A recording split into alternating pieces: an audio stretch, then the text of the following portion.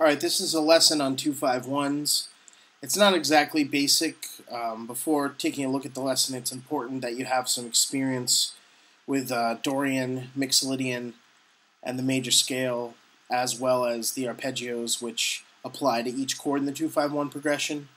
If you don't know what I'm talking about, you should probably Google or YouTube the words Dorian, Mixolydian, or the major scale and see what people have to say about them. It's also important that you can play each arpeggio and or scale from its respective chord tones and tensions, meaning the root third, 5th, 7th, 9th, 11th, 13th, etc. It's very, very important, very fundamental to really understanding what I'm going to show you in this lesson. Basically, I'm just going to take 3 basic licks. I'm going to play them very slowly, and I'm going to make them up and just transcribe them and just discuss the elements which comprise each one, and hopefully you'll get something out of it. And I'll do further analysis on my blog, and that's about it.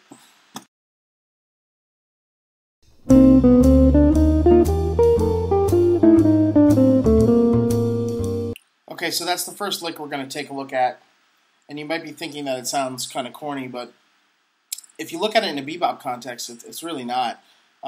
If you speed it up, it sounds like this.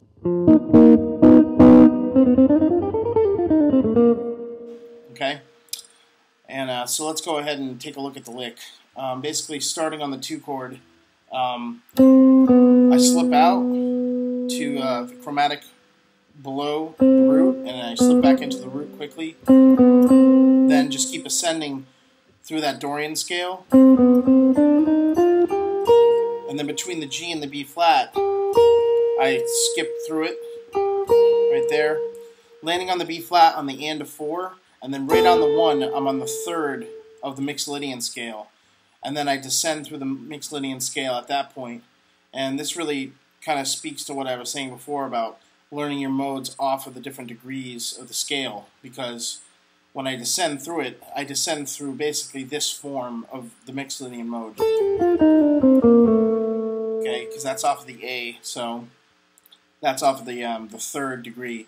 But when I descend in this particular case, I put a chromatic between the root and the flat 7, which is like really common. So I have this kind of lick. Okay, so far we have right there.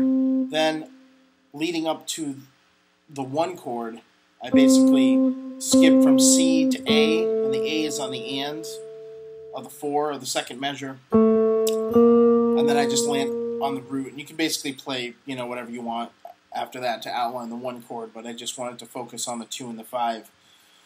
So, as you can see, like, this lick works because it has smooth voice leading. A lot of the chord tones are on the really strong beats, and the few chromatics that I play, I think I just play maybe that 1 chromatic there, is basically on an upbeat. So, here it is again slowly.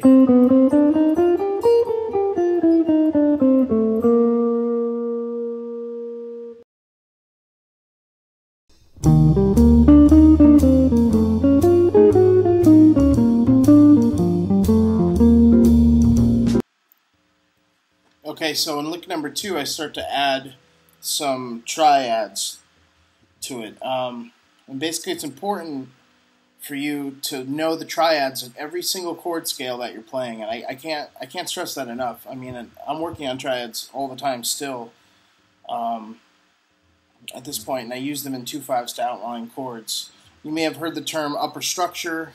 That's just a fancy way of saying basically extending the chord. I'll show you what I mean. On that first chord, the the C minor, I can play the E flat major triad, which is going to give me the root. I'm sorry, it's going to give me the third, the fifth, and the seventh. I can extend it further by playing the G minor triad off of the fifth. That's going to give me the fifth, the seventh, and the ninth. And then if I extend it further, I get the D minor triad, which gives me the ninth, the 11th, and the 13, and so on and so forth. So that's all that is. It's all upper structure stuff, really is. So at the beginning of the lick, I start out with the E flat major triad over C minor. Actually, it's E flat major 7th triad, but I think in my mind I'm just thinking E flat major triad. And then I land on the 7th at the end of the 4, and I go into this augmented triad, which I take from melodic minor. F sharp melodic minor over F dominant 7, so that's a melodic minor scale, which is just a major scale with a flatted third. I play that a half step above the root of the dominant 7, and I get this augmented triad, which gives me the third, gives me the sharp 5, and it gives me the root. And then I just play, I think, just play that little piece of that melodic minor, which is the sharp 9, the flat 9, the root, the 7th, the sharp 5, and then I end the lick with just like this sequence, which is just like a Coltrane type of sequential thing. And I'll talk more about what chord scales you can play to alter the 5 chord. I'll talk more about that on my blog.